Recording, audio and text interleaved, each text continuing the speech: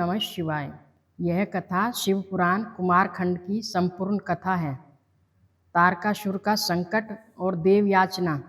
एक समय था जब तीनों लोकों पर असुराज तारकासुर के अत्याचारों का अंधकार छा गया था। उसके आतंक से देव, मनुष्य, ऋषि सभी त्रस्त थे। धर्म का लोप हो रहा था और अधर्म की पताका चूहों और लहरा रही थी। जब देवगण अपनी समस्त शक्तियों के बावजूद उस महाअसुर को परास्त करने में असमर्थ हो गए, तब वे सभी ब्रह्मा और विष्णु के नेतृत्व में आशा की अंतिम किरण के साथ कैलाश पर्वत पर भगवान शिव की शरण में पहुंचे। देवताओं की करुण पुकार सुनकर श्री नारद जी ने ब्रह्मा जी से पूछा कि यह संकट कैसे उत्पन्न हुआ और इसका समाधान क्या है। तब ब्रह्मा जी ने उस दिव्य रहस्य को उजागर किया जो तारकासुर के वरदान में छिपा था। तारकासुर ने घोर तपस्या से यह वरदान प्राप्त किया था कि उसकी मृत्यु केवल भगवान शिव के पुत्र के हाथों से ही हो सकती थी। यह एक ऐसा वरदान था जिसने स्थापित देव व्यवस्था को ऐसा बना दिया था।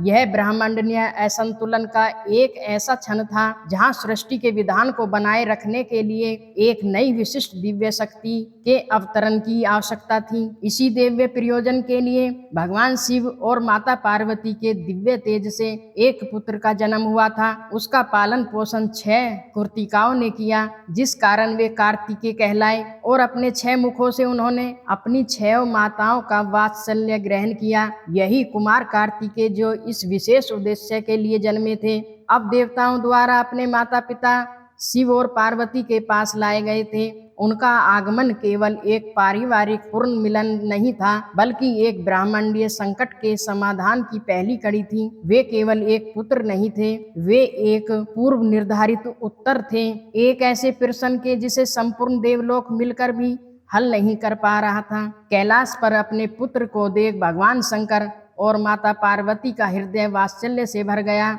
उन्होंने कुमार को अपनी गोद में बिठाकर अत्यंत स्नेह किया।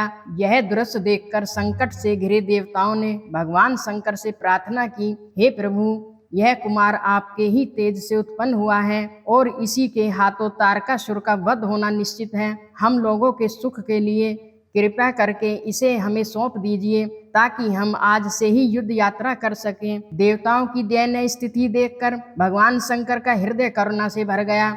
उन्होंने अपनी सहमति दे दी और अपने प्रिय पुत्र को धर्म की रक्षा के लिए देवताओं को सौंप दिया। यह क्षण केवल एक पिता द्वारा पुत्र के दान का नहीं था, बल्कि यह उस प्रक्रिया की शुरुआत थी जहां एक दिव्य पात्र में संपूर्ण देव शक्तियों का विलय हुआ था। कुमार कार्तिकेय को केवल एक योद्धा नहीं बनना था, अपितु उन्हें देव इच्छा का साकार रूप बनना था। इसके उपरांत समस्त देवलोक ने कुमार को अपनी शक्तियों से सुशोभित किया।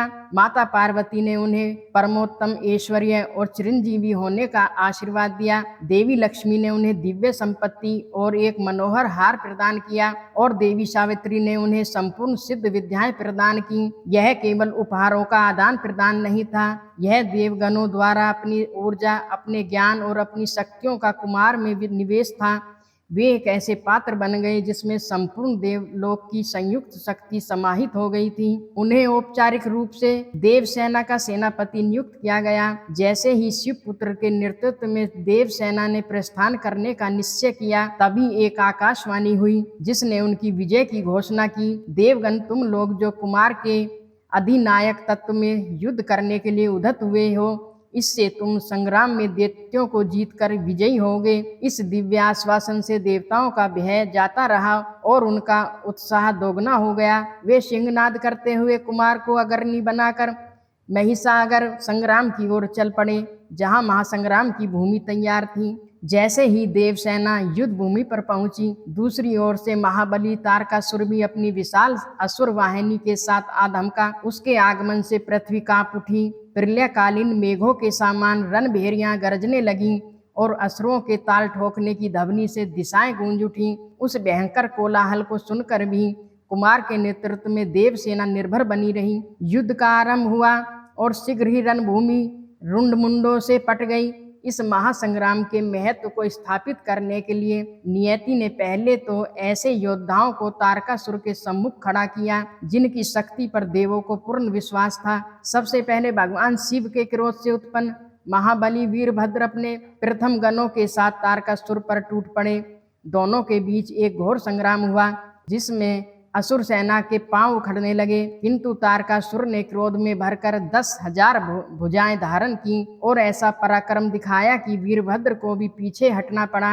इस युद्ध को स्वयं स्वामी कार्तिकेय ने वीरबाहु द्वारा संदेश भेजकर रुकवा दिया। यह स्पष्ट संकेत था कि केवल अनियंत्रित क्रोध या विध्वंसक शक्ति इस संकट का समाधान नहीं कर सकती।